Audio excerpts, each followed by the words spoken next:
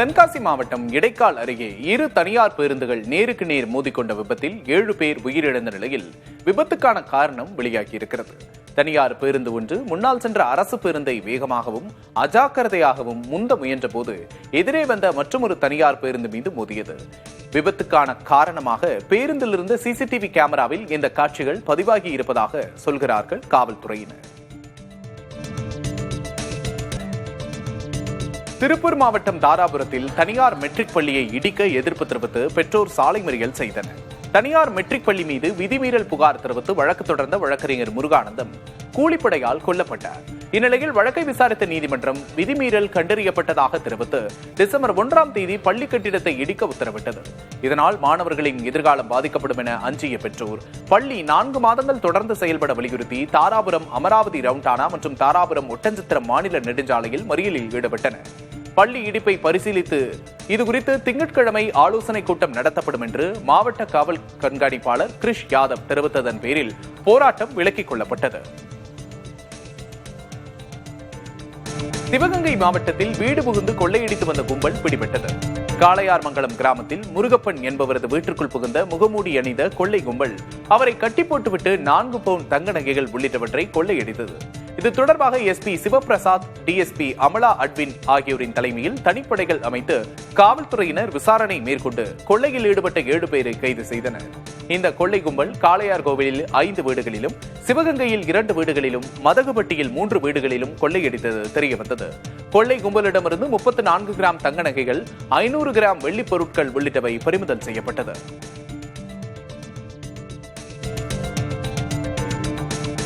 சென்னை திருவொற்றியூரில் நடந்த பாக முகவர்கள் கூட்டத்தில் திமுக அதிமுகவினரிடையே கடும் வாக்குவாதம் ஏற்பட்டது. திருவொற்றியூரில் திமுக, அதிமுக, பாஜக உள்ளிட்ட அனைத்து கட்சிகளின் பாக முகவர்கள் கூட்டம் நடைபெற்றது. திருவள்ளூர் ஆட்சியர் பிரதாப் பங்கேற்ற இக்கூட்டத்தில் எஸ்ஐஆர் படிவங்களை அதிகாரிகள் நேரடியாக வீடுகளுக்கு வந்து வழங்குவதில்லை என்றும் திமுக நிர்வாகிகள் எஸ்ஐஆர் படிவங்களை பெற்று வழங்கி வருவதாக அதிமுகவினர் புகார் தெரிவித்தனர். இதனால் திமுக, அதிமுகவினரிடையே வாக்குவாதம் ஏற்பட்ட நிலையில் ஆட்சியர் பிரதாப் இரு கட்சி நிர்வாகிகளையும் சமரசம் செய்தார். இதனையடுத்து எஸ்ஐஆர் படிவம் தொடர்பாக இந்திய கம்யூனிஸ்ட் கட்சியினர் மற்றும் பாஜக, அதிமுகவினரிடையே வாக்குவாதம் ஏற்பட்டது. புகார்களை பரிசீலித்து தவறுகள் சரி செய்யப்படும் என்று ஆட்சியர் பிரதாப் தெரிவித்தார்.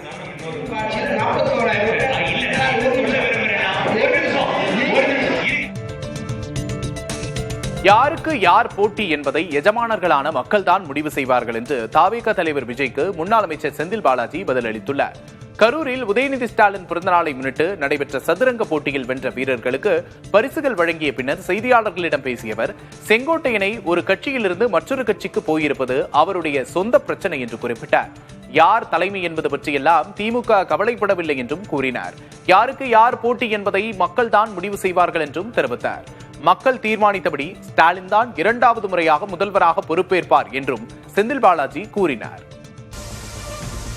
நீலகிரி மாவட்டம் கோத்தகிரி சுற்றுவட்டார பகுதிகளில் வாழும் படுகர் சமுதாய மக்களின் முக்கிய பண்டிகைகளில் ஒன்றான சக்கலாத்தி பண்டிகை வெகு விமர்சையாக கொண்டாடப்பட்டது. இது இறந்து போன தங்களது முன்னோர்களை வரவேற்று படையலிட்டு வழிபடும் பண்டிகை. இதையொட்டி அருகம்புல், மூலிகை செடிகளை கொண்டு வீடுகளின் கூரை மற்றும் மாட்டுத் தொழுவங்களில் காப்பு கட்டப்பட்டது. அடுப்பிலிருந்து எடுத்த சாம்பலை பயன்படுத்தி வீட்டின் வாசலில் நட்சத்திரம், சூரியன், சந்திரன் மற்றும் விவசாய கருவிகளின் உருவங்களை கோலமாக வரைந்தனர். பின்னர் முன்னோர்களுக்கு பிடித்த உணவுகளை சமைத்து அவற்றை சேகரித்து கிராமத்தின் எல்லைப் பகுதியில் வைத்து படையலிட்டு வழிபட்டனர்.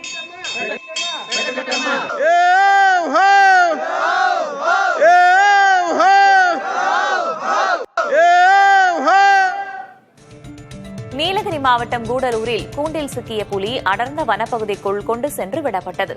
தேவர் சோலை சுற்றுவட்டார பகுதிகளில் கடந்த 6 மாதங்களாக 30க்கும் மேற்பட்ட கால்நடைகளை கொண்டு மக்களை அச்சுறுத்தி வந்த புலி கூண்டில் சிக்கியது. பிடிக்கப்பட்ட ஆண் புலிக்கு 3 வயது இருக்கும் என்று வனத்துறையினர் தெரிவிக்கின்றனர். புலிக்கு மருத்துவ பரிசோதனை செய்யப்பட்டு முதுமலையில் அடர்ந்த வனப்பகுதிக்குள் விடப்பட்டது.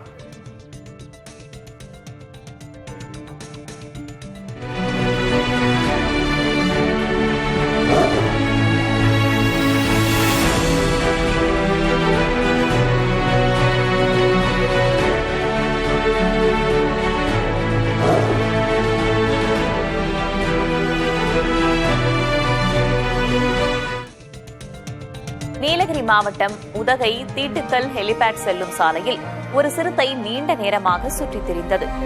அது அந்த சாலையை கடந்து அருகே உள்ள வனப்பகுதிக்குள் செல்ல முயன்றது. ஆனால் சாலையில் வாகனங்கள் தொடர்ந்து சென்று கொண்டிருந்ததால் சிறுத்தையால் சாலையை கடக்க முடியவில்லை.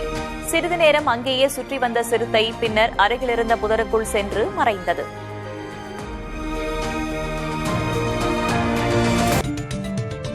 விசாரணை கைதிகளின் பற்களை பிடுங்கி சித்திரவதை செய்ததாக குற்றம் சாட்டப்பட்ட ஐபிஎஸ் அதிகாரி பல்வீர் சிங் மீண்டும் தமிழ்நாட்டில் பணியமர்த்தப்பட்டார். நெல்லை மாவட்டம் அம்பாசமுத்திரம் உதவி காவல் கண்காணிப்பாளராக பணியாற்றிய பல்வீர் சிங் மீது விசாரணை கைதிகளை கொடூரமாக சித்திரவதை செய்ததாக குற்றச்சாட்டு எழுந்தது. இந்த வழக்கு மீதான நடவடிக்கைகளுக்கு சென்னை உயர்நீதிமன்றம் தற்காலிக தடை விதித்ததை அடுத்து தற்போது ஈரோடு சிறப்பு அதிரடிப்படை பிரிவின் துணை காவல் கண்காணிப்பாளராக நியமிக்கப்பட்டுள்ளார்.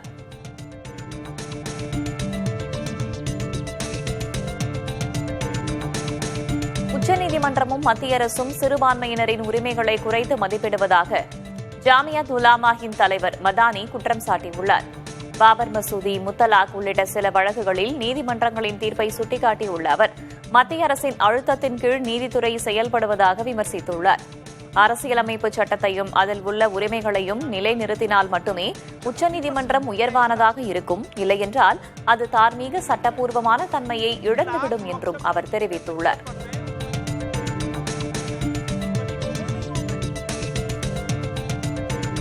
இந்தியாவின் தேஜஸ் போர் விமானங்களில் பிரம்மோஸ் NG ஏவுகணை பொருத்தப்பட உள்ளது. இதற்காக 400 ஏவுகணைகளை இந்திய விமானப்படை 8000 கோடி ரூபாய் செலவில் வாங்க உள்ளது.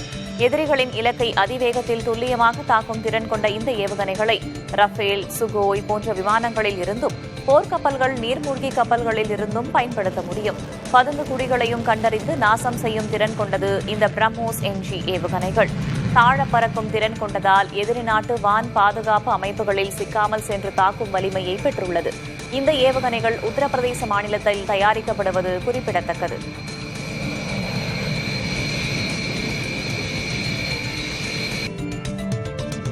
இந்தியாவில் தயாரிக்கப்பட்ட அதிநவீன போர்க்கப்பலான தாராகிரி கடற்படையில் முதன்முறையாக இறக்கப்பட்டது. ப்ராஜெக்ட் 17A திட்டத்தின்படி அதிநவீன போர்க்கப்பல்கள் தயாரிக்கப்பட்டு வருகின்றன.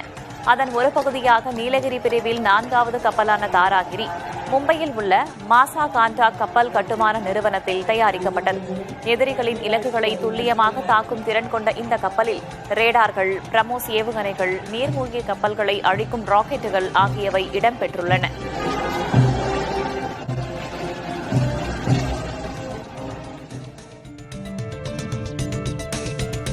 வார இறுதி நாட்களில் சபரிமலையில் பக்தர்களின் கூட்டம் அலைமோதுகிறது. நேற்று ஒரே நாளில் கிட்டத்தட்ட 1,00,000 பக்தர்கள் தரிசனம் செய்தனர். இருப்பினும் கூட்ட மேலாண்மை திட்டத்தின் மூலம் 1 மணி நேரத்திற்கு 5000 பக்தர்கள் தரிசனத்திற்கு அனுமதிக்கப்படுவதால் கூட்ட நெரிசல் தவிர்க்கப்பட்டு வருகிறது. பக்தர்களுக்கு கேரள காவல்துறையினரும் விரைவு அதிரடி படையினரும் உதவி வருகின்றனர். சபரிமலையில் தமிழ் பாரம்பரிய தவில் நாதஸ்வரம் மற்றும் கேரள பாரம்பரிய செண்டை மேளத்துடன் சுவாமி ஐயப்பனுக்கு கலபாபிஷேகம் பூஜை விமர்சையாக நடைபெற்றது. கலபாபிஷேகம் பூஜைக்காக சந்தனம் மற்றும் குங்குமம் நிறைந்த தங்கத்தாலான பிரம்ம கலசம் பவனி வந்தது. பிறகு பிரம்ம கலசம் ஐயப்பன் கருவறைக்குள் சென்றதும் 18 மலை தெய்வங்களுக்கான சிறப்பு பூஜை நடத்தப்பட்டது. கலபாபிஷேகம் பூஜை செய்ய ஒருவருக்கு 38,400 ரூபாய் கட்டணமாக நிர்ணயிக்கப்பட்டுள்ளது.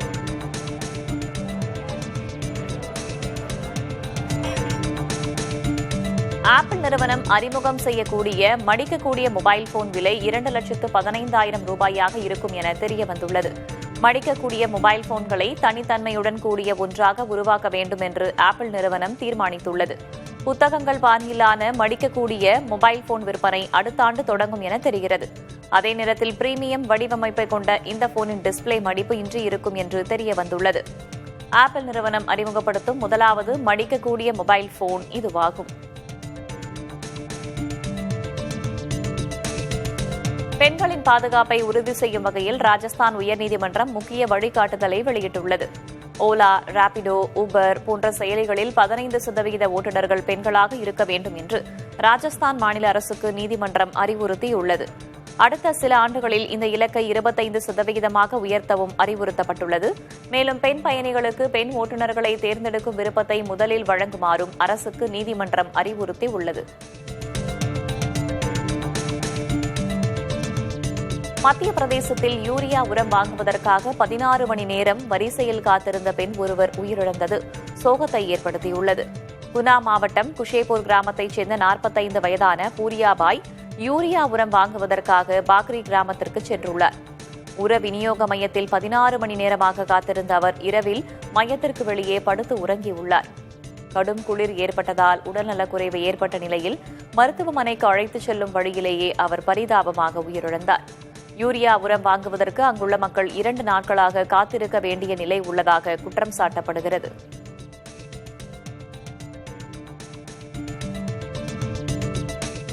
அமெரிக்காவில் வெளிநாட்டினரை வேலைக்கு அமர்த்துவதற்கு எதிர்ப்பு நிலவும் நிலையில் டெமோக்ராட்டிக் எம்பி ராஜா கிருஷ்ணமூர்த்தி ஹையர் மசோதாவை மீண்டும் அறிமுகப்படுத்தியுள்ளார். இந்த மசோதா ஆண்டுக்கு வழங்கப்படும் H-1B விசாக்களின் எண்ணிக்கையை 65,000 1,30,000 இரட்டிப்பாக்குவதை நோக்கமாக கொண்டுள்ளது என்றும் இது அமெரிக்காவின் தொழில்நுட்ப போட்டித்திறனை வலுப்படுத்த உதவும் என்றும் அவர் தெரிவித்துள்ளார். அமேசானில் பணிபுரியும் 1000க்கும் மேற்பட்ட ஊழியர்கள் தலைமைச் செயல் அதிகாரி ஆண்டி ஜெஸ்ஸிக்கு கடிதம் எழுதி செயற்கை நுண்ணறிவு வெளியீட்டு வேகத்தை குறைக்க வலியுறுத்தியுள்ளனர். லாபத்தை மட்டுமே நோக்கமாக கொண்ட நிறுவனத்தின் அவசரமான AI வளர்ச்சி ஜனநாயகம், வேலைகள் மற்றும் சுற்றுச்சூழலுக்கும் பாதிப்பை ஏற்படுத்தும் என்று ஊழியர்கள் எச்சரிக்கை செய்துள்ளனர். குறிப்பாக AI தரவு மையங்கள் பயன்படுத்தும் அதிக நீர் மற்றும் ஆற்றல் காரணமாக காலநிலை இலக்குகள் பாதிக்கப்படுவதாக குற்றம் சாட்டியுள்ளனர்.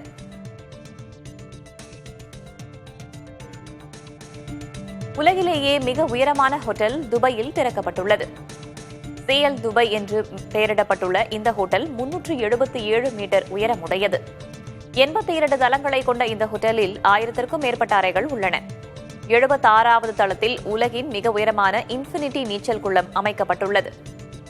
துபாய் மெரினா மற்றும் பாம் ஜுமைராவின் அழகிய காட்சிகளை பார்வையிடும் வகையில் ஆடம்பர வசதிகளுடன் இந்த ஹோட்டல் கட்டமைக்கப்பட்டுள்ளது. இது உலகின் வேறு கட்டடங்களை விட உயரம் குறைந்ததாக இருந்தாலும் முழுவதுமாக ஹோட்டலுக்காக பயன்படுத்தப்படும் கட்டடங்களில் இதுவே மிக உயரமானது.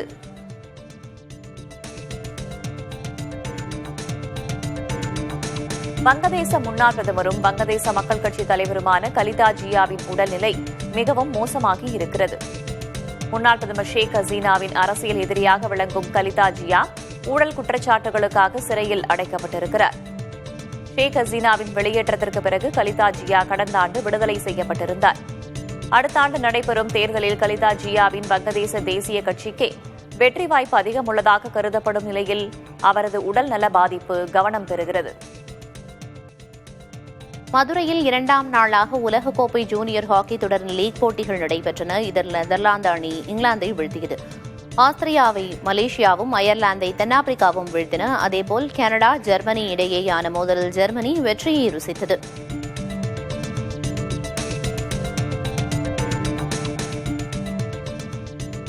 திருமணம் செய்துள்ள ஆஸ்திரேலிய பிரதமர் ஆண்டனி ஆல்பனீஸுக்கு பிரதமர் நரேந்திர மோடி தனது வாழ்த்துக்களை தெரிவித்துள்ளார். இதுகுறித்து எக்ஸ் வலைதள பக்கத்தில் அவர் வெளியிட்ட பதிவில் திருமணம் முடிந்துள்ள தனது நண்பர் ஆண்டனி ஆல்பனீஸ் மற்றும் ஜோடி ஹேடன் தம்பதி மகிழ்ச்சியான திருமண வாழ்க்கையை வாழ வாழ்த்துவதாக குறிப்பிட்டுள்ளார். ஆஸ்திரேலிய வரலாற்றில் பிரதமர் பதவியில் இருக்கும்போது திருமணம் செய்து கொண்ட முதல் நபர் ஆண்டனி ஆல்பனீஸ் என்பது குறிப்பிடத்தக்கது.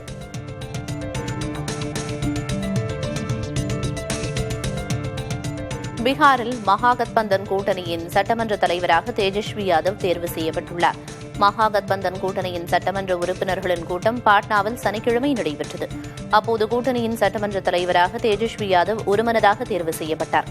ஏற்கனவே RJDயின் சட்டமன்ற குழு தலைவராக அவர் தேர்வு செய்யப்பட்டிருந்தார். பீகார் சட்டமன்றத்தின் முதல் கூட்டம் நாளை கூடவிருக்கிறது.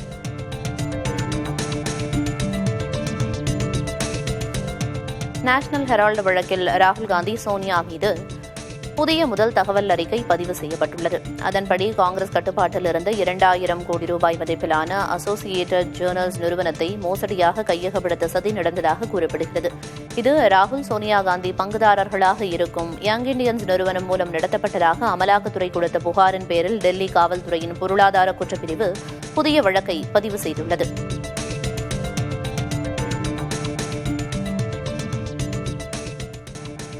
இயற்கை சார்ந்த வாழ்வு குறித்த ஆர்வம் மக்களிடம் பெருகி வரும் நிலையில் ஆர்கானிக் உணவுகளுக்கும் வரவேற்பு அதிகரித்து வருகிறது. ஆர்கானிக் பேக்கேஜ்டு உணவு சந்தை மதிப்பு இந்தியாவில் 10,000 கோடி ரூபாயாக உயர்ந்திருப்பதாக மதிப்பிடப்படுகிறது. இதில் பேக்டு பொருட்கள் சந்தை மதிப்பு மட்டும் 3,000 கோடி ரூபாய் என மதிப்பிடப்பட்டுள்ளது. இத்துறை ஆண்டுக்கு 15 விழுக்காடு முதல் 20 விழுக்காடு வரை வளர்ச்சி பெற்று வருகிறது. இந்தியாவின் மிகப்பெரிய நுகர்வோர் பொருட்கள் தயாரிப்பு நிறுவனங்களான டாடா கன்சியூமர் மற்றும் ஐடிசி ஆகிய நிறுவனங்களும் ஆர்கானிக் உணவுப் பொருட்கள் சந்தையில் களமிறங்கியுள்ளன.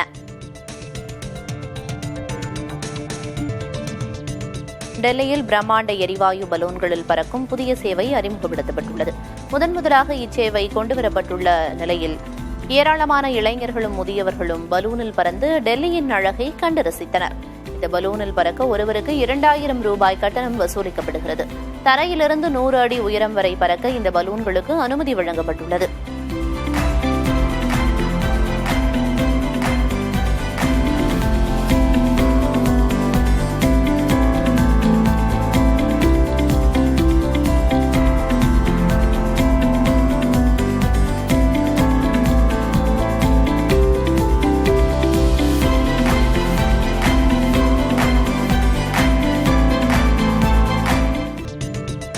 காஷ்மீரிலிருந்து பாகிஸ்தான் ஆக்கிரமிப்பு காஷ்மீருக்கு மேற்கொள்ளப்படும் வர்த்தகம் உள்நாட்டுக்குள் மேற்கொள்ளப்படும் வணிகம் என ஜம்மு காஷ்மீர் உயர்நீதிமன்றம் தீர்ப்பளித்துள்ளது.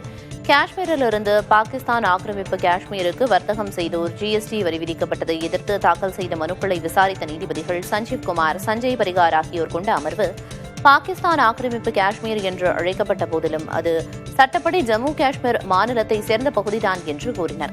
எனவே பாகிஸ்தான் ஆக்கிரமிப்பு காஷ்மீரோடு மேற்கொள்ளப்படும் வணிகம் ஏற்றுமதி அல்ல என்றும் உள்நாட்டில் மேற்கொள்ளப்படும் வர்த்தகத்திற்கான ஜிஎஸ்டி வரி விதிக்கப்பட்டது சரியே என்றும் தீர்ப்பளித்தனர். உச்சநீதிமன்றத்தில் வழக்குகளை பட்டியலிடுவதற்கான நடைமுறையில் கொண்டுவரப்பட்ட சீர்திருத்தங்கள் திங்கட்கிழமை முதல் அமலுக்கு வருகின்றன.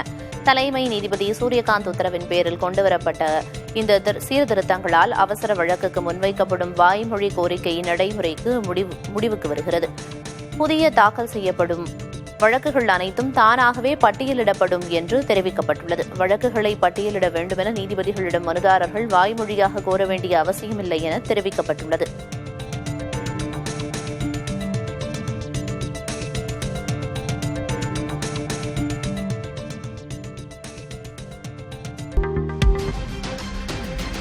விடுமுறை தினத்தையொட்டி கன்னியாகுமரியில் சூரிய உதயத்தை காண சுற்றுலா பயணிகள் குவிந்தனர். விவேகானந்தர் பாறை மற்றும் திருவள்ளுவர் சிலை பின்னணியில் கடலில் இருந்து சூரியன் உதிக்கும் காட்சியை அவர்கள் கண்டு ரசித்தனர். மேலும் கடலில் இறங்கி நீராடியும் மகிழ்ந்தனர். ஐயப்ப பக்தர்கள் சீசன் தொடங்கியிருப்பதால் பல்வேறு பகுதிகளில் இருந்து வந்த பக்தர்கள் குவிந்தனர்.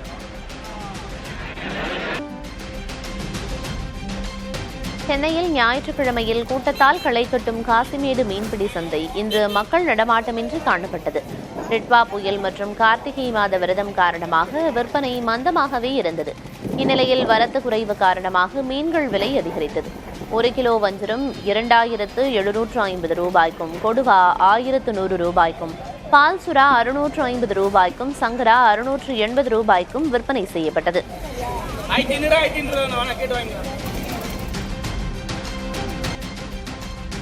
மேற்கு தொடர்ச்சி மலைப்பகுதிகளில் உள்ள மாஞ்சோலை, காக்காட்சி உள்ளிட்ட தேயிலை தோட்ட மலை கிராமங்களில் கடும் பனிமூட்டம் நிலவுகிறது.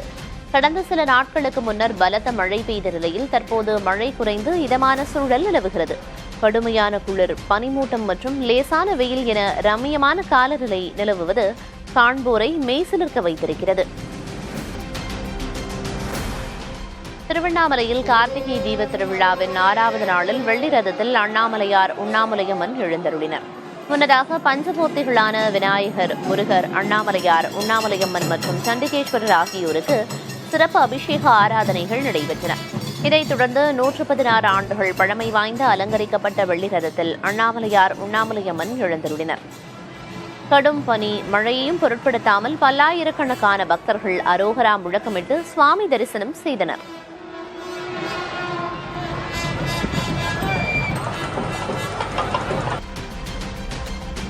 திருவண்ணாமலை அண்ணாமலையார் கோயில் கார்த்திகை தீப திருவிழாவையொட்டி இந்த ஆண்டும் தீபமலையில் ஏற பக்தர்களுக்கு தடை விதிக்கப்பட்டுள்ளது. புவியியல் வல்லுநர் குழு அறிக்கையில் மலையேறும் பாதை தற்போதும் உறுதித்தன்மை இல்லாமல் இருப்பதாகவும், ஏற்கனவே மண் சரிவு ஏற்பட்ட இடங்களின் மைய பகுதிகளில் தளர்வான கற்பாறைகள் உள்ளதாகவும் தெரிவிக்கப்பட்டுள்ளது. அதன் அடிப்படையில் தீபமலை மீது ஏற மாவட்ட நிர்வாகம் தடை விதித்துள்ளது. வரும் 3ஆம் தேதி அண்ணாமலையார் தீபமலையில் மகா தீபம் ஏற்றப்பட உள்ளது குறிப்பிடத்தக்கது. தீபமலையில் மண் சரிவு ஏற்பட்டதால் கடந்த ஆண்டும் பக்தர்கள் மலை ஏற அனுமதிக்கப்படவில்லை.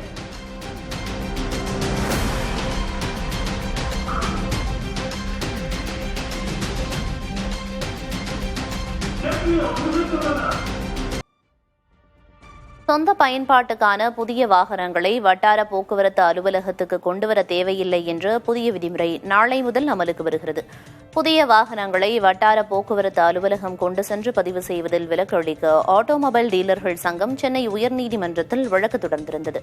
இதற்கு நீதிமன்றம் அனுமதி வழங்கியதையடுத்து புதிய விதிமுறையை அமல்படுத்த தமிழக போக்குவரத்து துறை ஆணையர் கஜலட்சுமி உத்தரவிட்டுள்ளார். மேட்டூர் அணையின் நீர்மட்டம் 21 நாட்களுக்கு பிறகு மீண்டும் 115 அடியை எட்டியது. கனமழை காரணமாக பாசனத்திற்காக திறக்கப்பட்ட தண்ணீர் நிறுத்தப்பட்ட நிலையில் குடிநீர் தேவைக்காக மட்டும் அணையிலிருந்து வினாடிக்கு 1000 கன அடி தண்ணீர் திறக்கப்பட்டு வருகிறது. இன்று காலை நிலவரப்படி அணைக்கு நீர்வரத்து 4920 கன அடியாக உள்ளது.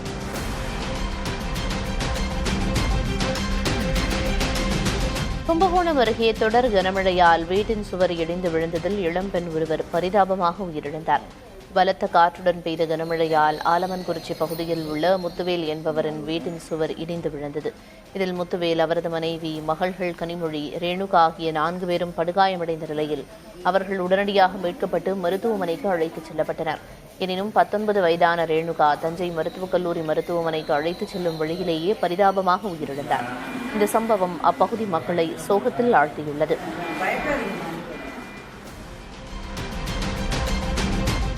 மலைகளின் இளவரசியான கொடைக்கானலில் டெட்பா புயலின் தாக்கத்தால் வானிலை முற்றிலும் மாறியுள்ளது. கடந்த 24 மணி நேரத்தில் 4.2 சென்டிமீட்டர் மழை பதிவாகியிருக்கும் நிலையில் இன்று காலை முதல் கடுமையான பனிமூட்டத்துடன் கூடிய சாரல் மழை பெய்து வருகிறது. வார இறுதி விடுமுறையை கழிக்க ஆவலுடன் வந்திருந்த சுற்றுலா பயணிகள் நட்சத்திர ஏரி, குணா குகை உள்ளிட்ட சுற்றுலா தலங்களை கூட முழுமையாக காண முடியாமல் ஏமாற்றமடைந்துள்ளனர். அடர்ந்த பனிமூட்டத்தால் வாகன ஓட்டிகளும் சிரமப்படுகின்றனர்.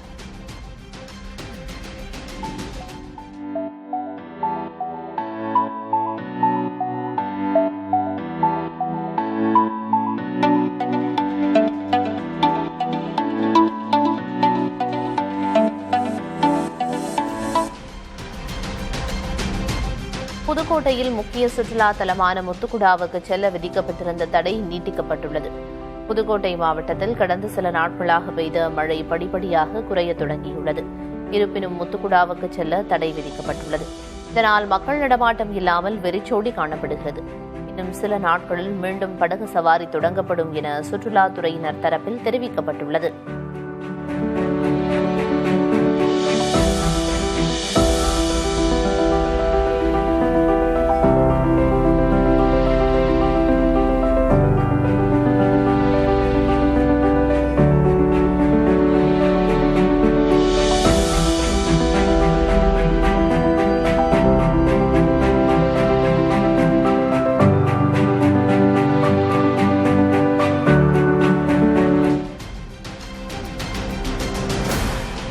திருவாரூர் மாவட்டம் மன்னார்குடியில் பெய்த கனமழையால் 3000 ஏக்கர் பரப்பளவில் பயிரிடப்பட்ட சம்பா மற்றும் தாளடி நெற்பயிர்கள் முழுவதுமாக நீரில் மூழ்கியுள்ளன. பெரியமதகு வடிகால் வாய்க்காலில் வெள்ளம் செல்வதால் வயலில் தேங்கிய நீர் வடிய வழியில்லாமல் உள்ளது. பாதிப்புகளை ஆய்வு செய்து ஏக்கருக்கு 35,000 ரூபாய் நிவாரணம் வழங்க வேண்டும் என விவசாயிகள் கோரிக்கை விடுத்துள்ளனர்.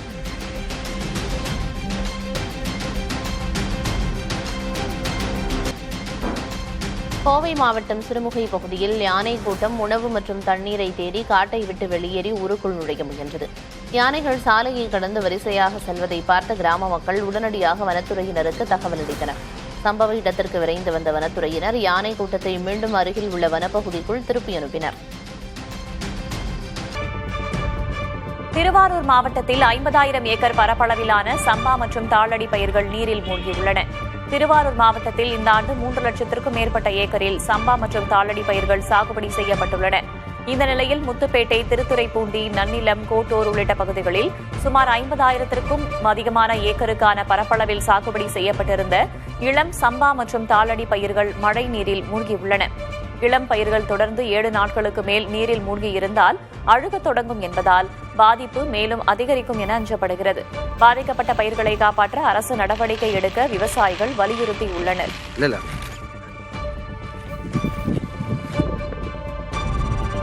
மயிலாடுதுறை மாவட்டத்தில் பெய்த கனமழையால் சுமார் 21,775 ஏக்கர் பயிர்கள் மழை நீரில் மூழ்கியுள்ளன.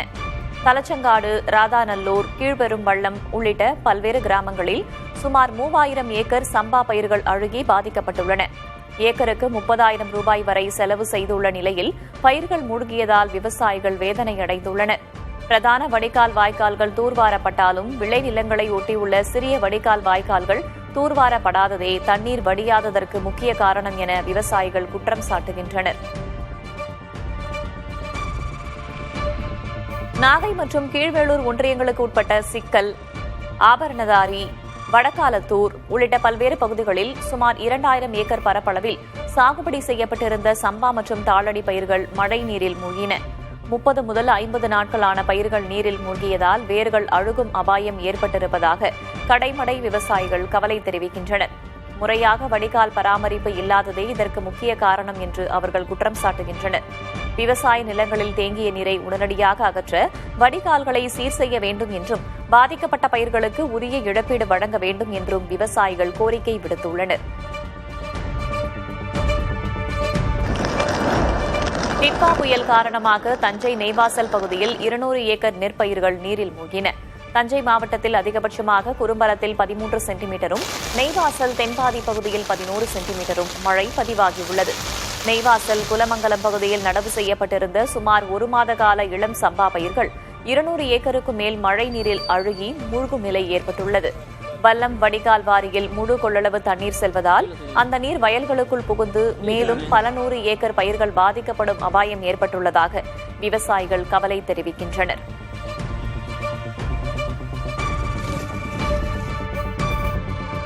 தஞ்சாவூர் அருகே உள்ள புன்னைநல்லூர் ஊராட்சியில் 2 நாட்களாக பெய்த கனமழை காரணமாக மக்கள் பெரும் பாதிப்படைந்துள்ளனர். இங்கு 100க்கும் மேற்பட்ட குடியிருப்புகளை மழை நீர் சூழ்ந்துள்ளது. வீடுகளுக்குள் தண்ணீர் புகுந்ததுடன் கார்கள் மற்றும் இருசக்கர வாகனங்களும் சேதமாகியுள்ளன. இதனால் பள்ளி மாணவர்கள், முதியோர் மற்றும் அலுவலகம் செல்வோர் என்று பலரும் வெளியே வர முடியாமல் சிரமப்படுகின்றனர். கடந்த 15 ஆண்டுகளாக மழை பெய்ததால் இதே நிலைதான் தொடர்வதாகவும் பல முறை மனு அளித்தும் நடவடிக்கை இல்லை என்றும் இப்பகுதி மக்கள் குற்றம் சாட்டுகின்றனர். நாகை மாவட்டம் வேதாரண்யம் சுற்றுவட்டார பகுதிகளில் பெய்த கனமழையால் பழமையான வேதாரண்யேஸ்வரர் கோவிலில் மழைநீர் அதிக அளவில் தேங்கியுள்ளது. மணிகர்ணிகை தீர்த்தக்குளம் நிரம்பி வழிவதுடன் கோவில் உட்பிரகாரம், வெளிப்பிரகாரம் என்று அனைத்து பகுதிகளிலும் மழைநீர் குளம் போல தேங்கியுள்ளது.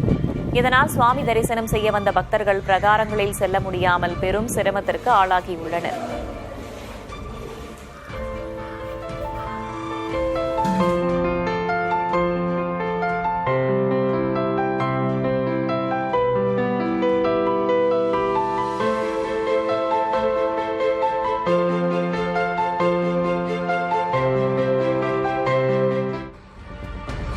புதுக்கோட்டை மாவட்டம் ஜெகதாப்பட்டினம் அருகே புதிய தலைமுறை செய்தி எதிரொலியாக குடியிருப்பு பகுதிகளில் சூழ்ந்த மழைநீர் அகற்றப்பட்டது. வில்லுநேந்தல் கிராமத்தில் குடியிருப்பு பகுதிகளை மழைநீர் சூழ்ந்து மக்கள் பாதிக்கப்பட்டிருந்தது குறித்து புதிய தலைமுறை செய்தி வெளியிட்டது. இதையடுத்து பொக்லைன் இயந்திரங்களை கொண்டு குடியிருப்பு பகுதிகளை சூழ்ந்திருந்த மழைநீர் விரைந்து அகற்றப்பட்டது. கிராமத்தின் மேற்கு பகுதியிலிருந்து தண்ணீர் வெளியேறி வருவதால் முழுவதுமாக நீர் வடிய மேலும் 2 நாட்கள் ஆகும் என்று வருவாய்த்துறை அதிகாரிகள் தெரிவித்துள்ளனர்.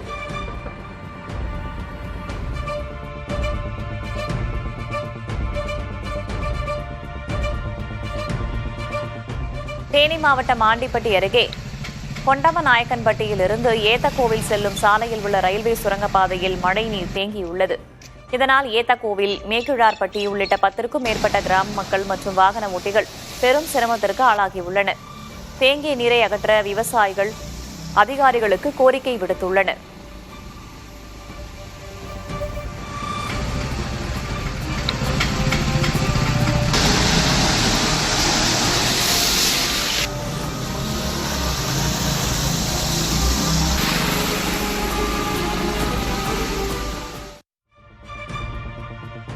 சாத்தனூர் அணையிலிருந்து உபரி நீர் திறந்துவிடப்பட்டுள்ளதால் கண்ணாரம்பட்டு பகுதியில் தரைப்பாலம் அடித்துச் செல்லப்பட்டது.